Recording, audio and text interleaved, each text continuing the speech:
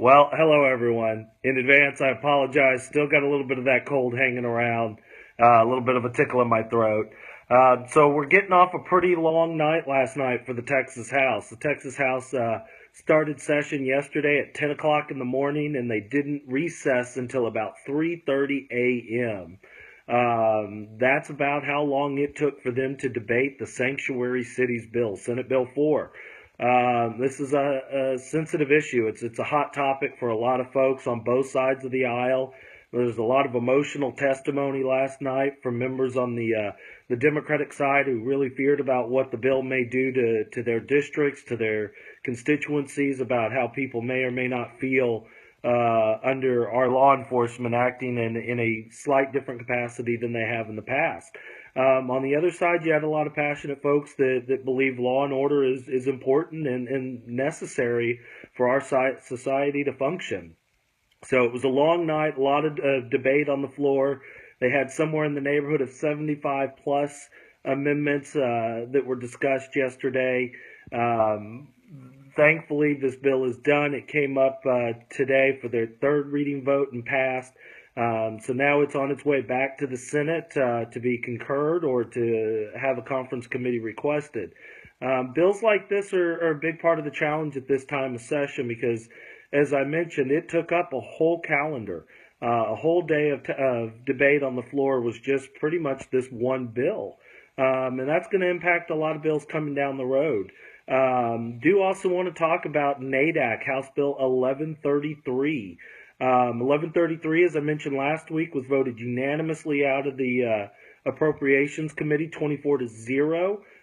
It got the calendars on Monday, and thankfully the Calendars Committee has already placed it onto the general calendar for May 2nd. That's next Tuesday. So House Bill 1133, the NADAC bill, will be up. There's still going to be a lot of discussion on this bill. There's still a lot of interest about trying to firm up some of the language in the bill to help guarantee what a dispensing fee will look like if this bill were to pass.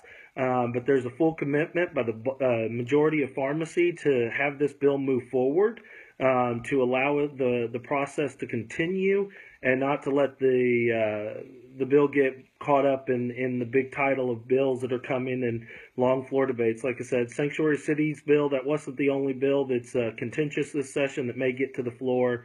There are a number of others that have the ability to really take away a lot of legislative time. Another one I want to talk to you about, our Enhanced Patients Access to Services bill. We did not get set last week. We really, really need the committee to set it this week for next Tuesday. We need you. I need to hear from the elected officials that they're hearing from you, and I'm not hearing it, people. I need you to give your elected officials a call if they're on public health and let them know you support this bill and you want it to be brought up for a hearing. My anticipation is that we are getting a lot of pushback behind the scenes from folks that are really keeping this bill from moving. As we like to call it in the Capitol, the invisible hand is at play. So I need you to help get the bill set for a hearing. I'm going to keep pushing it on my end, but I need you to help on yours.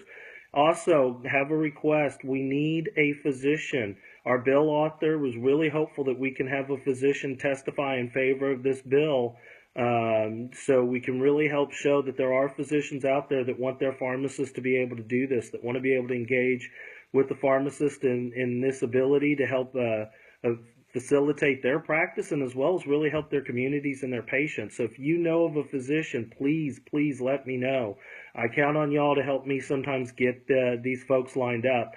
We also still need a patient. We need a patient that really wants to have the access to the pharmacy. It may be somebody that lives much closer to a pharmacy than physicians' offices, and it's really, they're already coming in on a regular basis maybe to pick up some medications, that this is really an access issue for them.